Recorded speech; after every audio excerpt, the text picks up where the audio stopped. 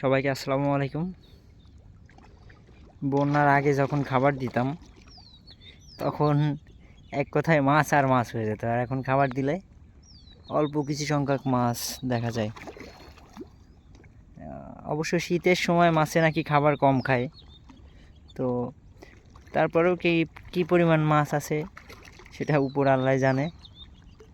But আগের মতো আগে যখন খাবার দিতাম, মানে খাবার দিয়ে চুপচাপ মন ভরে শুধু দেখতাম, আর এখন খাবার দিলে সেইভাবে কিছুই দেখা যায় না।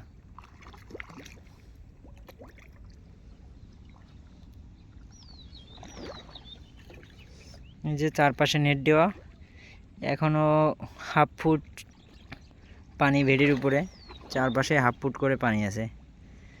আশা করি যে আর 15 দিন গেলে আমার সবগুলা পাড় শুকায় যাবে, তো তখন আমি জাল টেনে মাছ দেখতে পারবো।